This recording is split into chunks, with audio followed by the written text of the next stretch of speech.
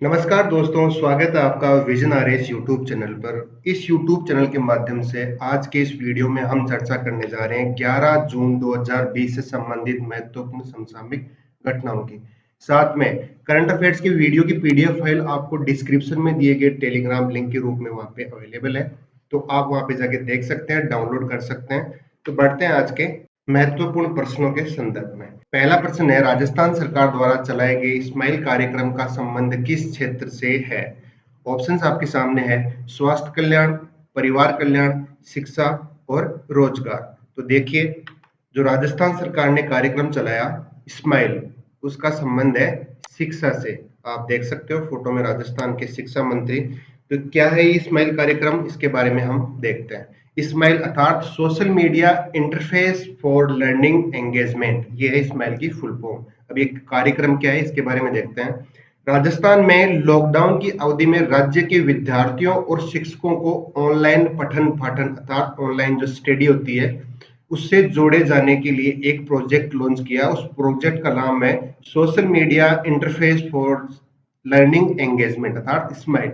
तो ये देखिए, इसका उद्देश्य ये है कि विद्यार्थियों और शिक्षकों को ऑनलाइन स्टडीज से जोड़ने के लिए ये कार्यक्रम राजस्थान सरकार द्वारा चलाया। राजस्थान के शिक्षा मंत्री गोविंद सिंह डोटासरा ने बताया कि इससे पहले राज्य के विद्यार्थियों और शिक्षकों के व्हाट्सएप ग्रुप बनाए जाएंगे, उन्हें पढ़ने और पढ़ाने के लिए सामग्री भेजी जाएगी। इसके लिए ये पहल शुरू की गई है स्माइल कार्यक्रम की। उन्होंने ये भी बताया कि राजस्थान ऐसा देश का पहला राज्य होगा जहां पर विद्यार्थियों और शिक्षकों को घर बैठे सोशल मीडिया के जरिए पढ़ाई करवाने की ये अनूठी पहल शुरू की गई। तो राजस्थान की आगामी समस्त प्रतियोगी परीक्षाओं के लिए ये कार्यक्रम बहुत इंपॉर्टेंट है। कार्यक्रम का नाम है स्माइल कार्यक्रम। स्माइल की फुल फॉर्म भी आपको ध्यान रखनी होगी, social media interface for learning engagement. पहले तो ये इसकी फुल फॉर्म के बारे में हमें पता चला। दूसरा ये कि इस कार्यक्रम का उद्देश्य क्या है। इस कार्यक्रम का उद्देश्य है विद्यार्थियों और शिक्षकों को ऑनलाइन स्टडीज से जोड़ने के लिए। इसके लिए व्हाट्सएप ग्रुप बनाए जाएंगे, उस पर पढ़ने के लिए स्टडी मटेरियल भेजा जाएगा। उसके बाद में ये जो पहल है शुरू की गई इसके लिए। अगर पूछा जाए कि भारत का पहला राज्य कौन सा है जहां पर विद्यार्थियों और शिक्षकों को घर पर बैठे सोशल मीडिया के जरिए पढ़ाई करने की अनूठी पहल जिसका नाम है स्माइल कार्यक्रम शुरू किया जाएगा, तो वो है राजस्थान। तो ये हमने देखा राजस्थान के संदर्भ में।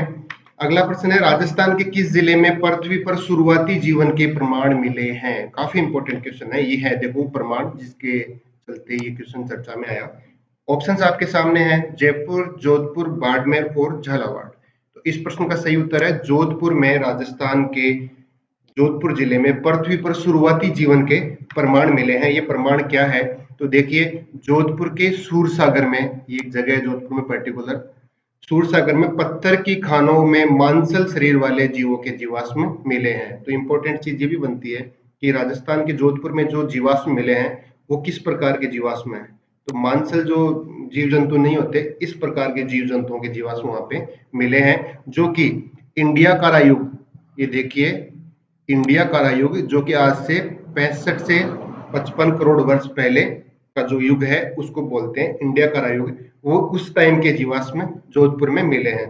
जीवाश्म उस काल के पृथ्वी पर अब तक मिले सबसे बड़े जीवाश्म आसन हैं। ये छिछले पानी में रहने वाले जेलीफिश, सी एनिमोन जैसी बहुकोशिकीय समुद्री जीवों जैसे प्रतीत होते हैं, उनके समान ये लगते हैं। तो राजस्थान के जोधपुर जिले में पृथ्वी पर शुरुआती जीवन के प्रमाण मिले हैं। काफी इंपॉर्टेंट क्वेश्चन है।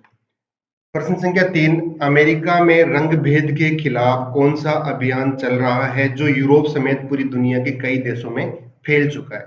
ऑप्शंस आपके सामने है, white lives matter, black lives matter, black lives again, anti black matter. तो देखिए, काफी इंपॉर्टेंट ये अभियान है जो पूरी दुनिया में चल रहा है। इसकी हिस्ट्री के बारे में भी जानेंगे। तो इस अभियान का नाम है ब्लैक लाइव्स मैटर। पहले ये जो अभियान है इसके बारे में जान लेते हैं। ऑस्ट्रेलिया, एशिया और यूरोप के कई देशों में जॉर्ज फ्लॉयड एक अमेरिकी नागरिक हैं, उसकी मृत्यु के ऊपर हम चर्चा करेंगे, अभी चर्चा करेंगे इस डिटेल के बाद में। जॉर्ज फ्लॉयड के सम्मान में और ब्लैक लाइव मैटर अभियान के समर्थन में अपनी आवाज बुलंद करते हुए कई लोगों ने वहां पे रैलियां निकाली।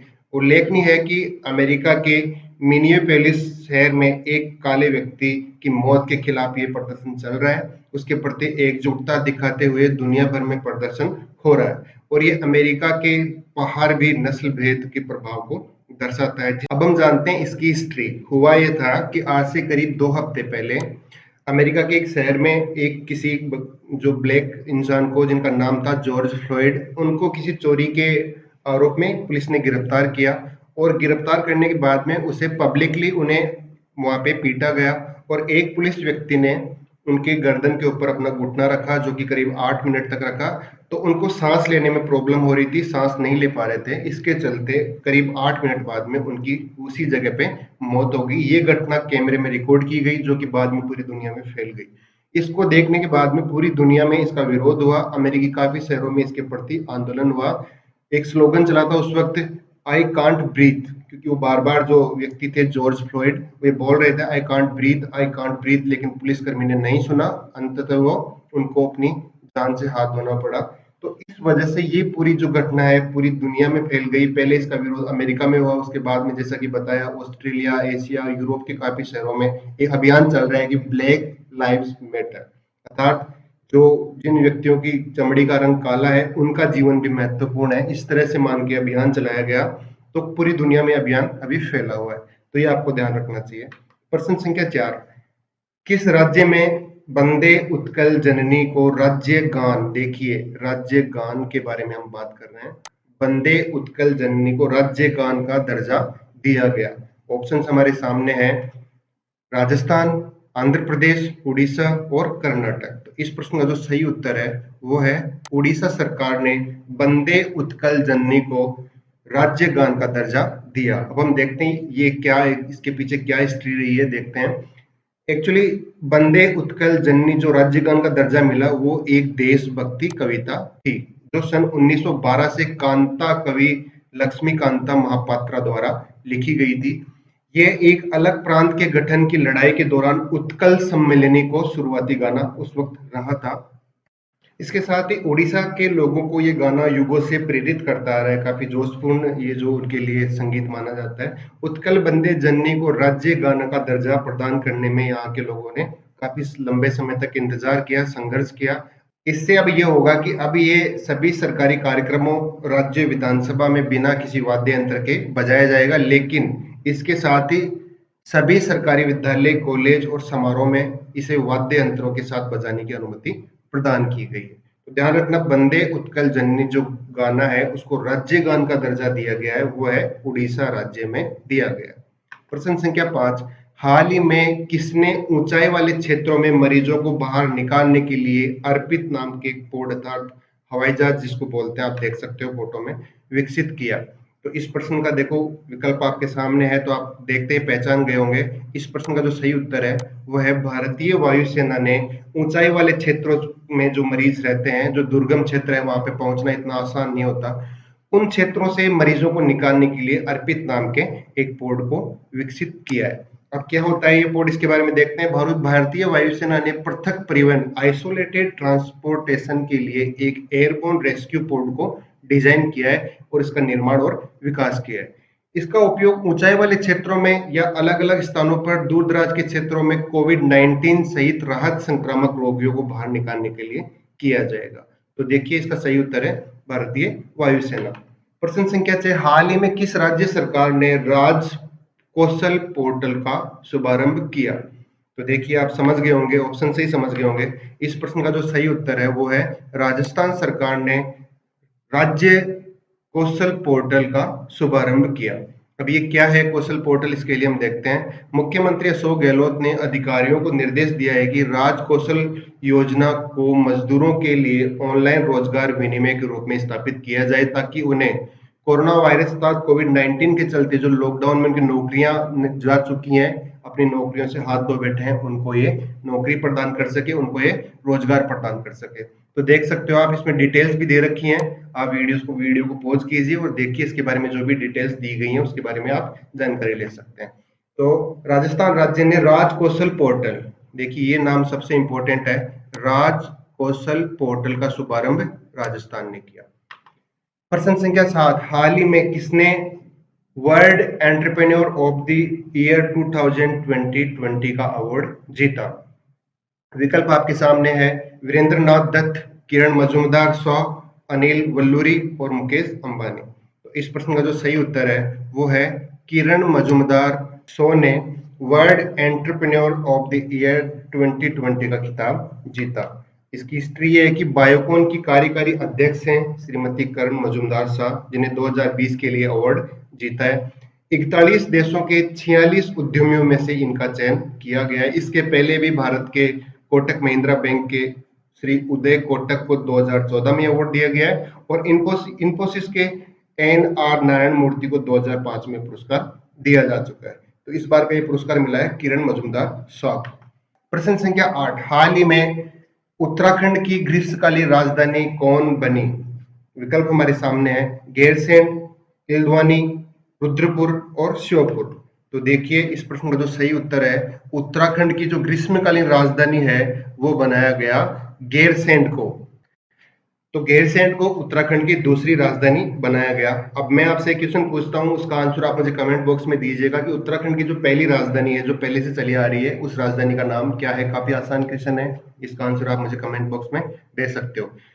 गैरसैंण को राजधानी बनाने के लिए जो उसका इतिहास रहा उसके बारे में हम देखते हैं। उत्तराखंड में लंबे समय से चल रहे संघर्ष का अंत हो गया, क्योंकि वहां पे लंबे समय से मांग चल रही थी कि गैरसैंण को प्रदेश की ग्रीष्मकालीन राजधानी का दर्जा दिया जाए। अब हम देखेंगे कि संघर्ष क्यों चल रहा था, इतनी बड़ी कौन सी बात थी, तो देखते हैं आगे इसके बारे में।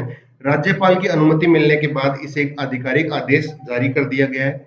उत्तराखंड के सीएम त्रिदेव रावत ने वर्ष 2020-21 के बजट सत्र के दौरान ही गैरसैंण को ग्रीष्मकालीन राजधानी बनाने की घोषणा कर दी थी। इससे अब इसने वहां पे आधिकारिक रूप ले लिया, अर्थात ऑफिशियल रूप से वहां पे डिक्लेयर हो गया कि उत्तराखंड की ग्रीष्मकालीन राजधानी गैरसैंण होगी।